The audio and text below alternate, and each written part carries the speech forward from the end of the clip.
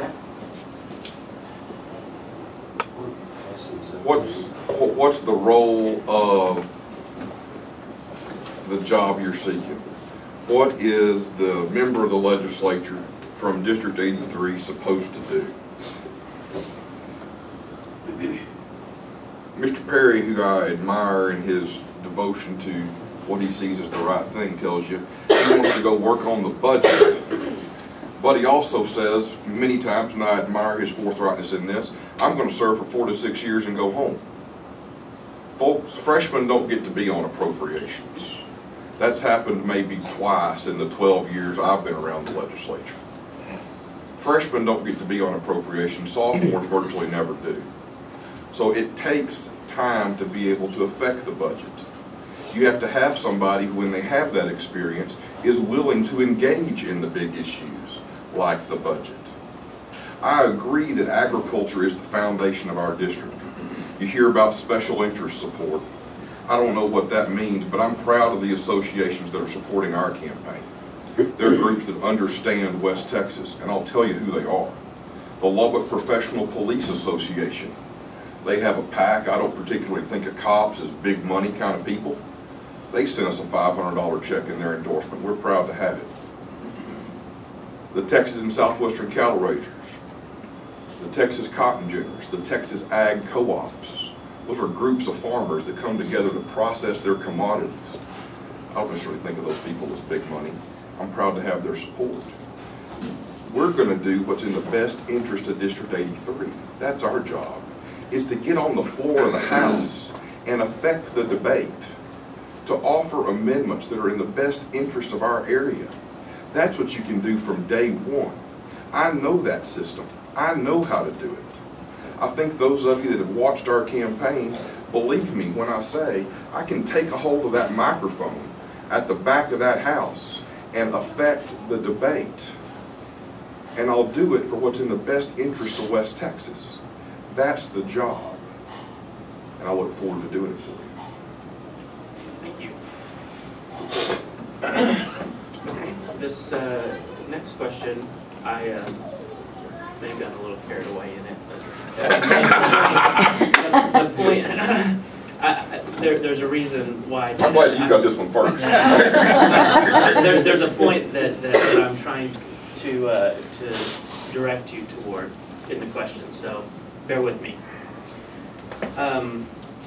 Regarding the tyrannical posture of the federal government and the audacious and insolent actions of the majority party in Washington, what will you do to prevent further encroachment upon the rights of Texans as protected by Article 1 of the Texas Constitution and the 10th Amendment to the United States Constitution? Dylan. Well, of course, that's a pretty broad question, and I think that you'll find everybody in West Texas is not a bit happy with the direction of the federal government. Example, I think that somewhere we need to file a case against the president for ordering the Treasury Department to print $1 trillion to bail out anybody. I don't care if it's the bankers, the stockbrokers, or General Motors.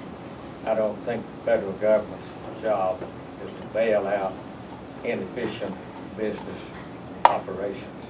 And I would do anything I can to block that, and of course, I've really got a concern, and you've opened it up to a preaching sermon here.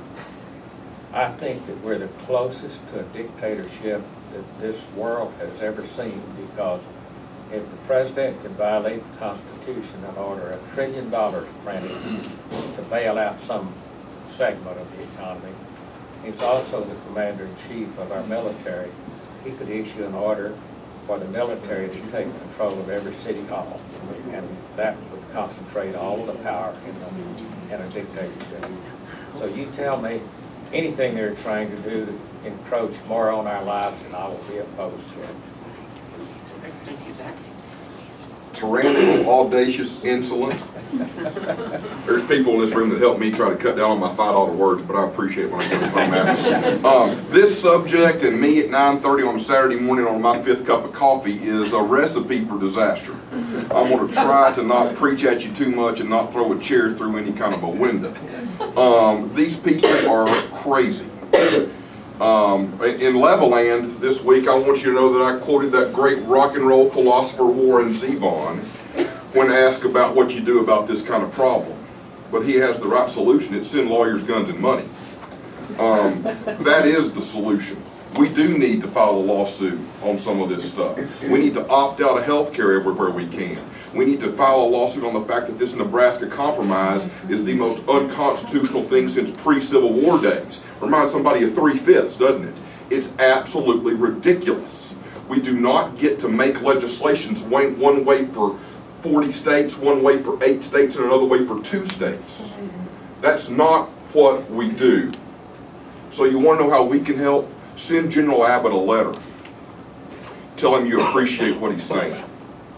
If all these dominoes happen, they say we're not supposed to get involved in other people's races. Let me tell you something. If that AG's race opens up, there's no finer man in the state of Texas for any office than Ted Cruz. If Ted Cruz wanted to move to Lubbock and run for 83, I'd drop out tomorrow. Ted Cruz can help us. He's a smart lawyer who cares about the right things. We've got to take these fights to the places where we address constitutional grievances. And in our system, that's the courts. That's how we keep from bringing the guns to bear, is that we handle those disputes in the way the founders intended.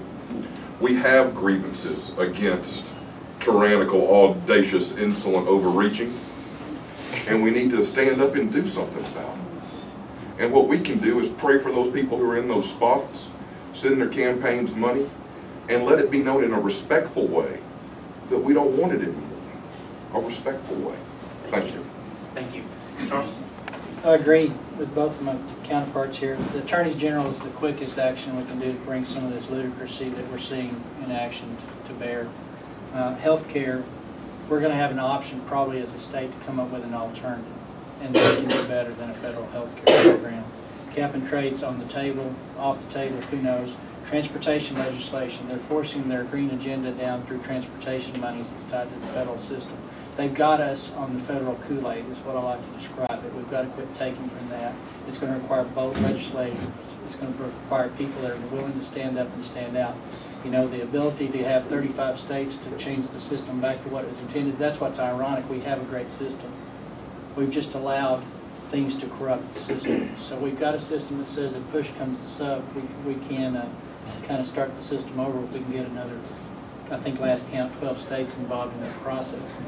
But again, I want to go back to the federal system, and the Texas politics, or politics in general, is more of a microcosm of what's going on.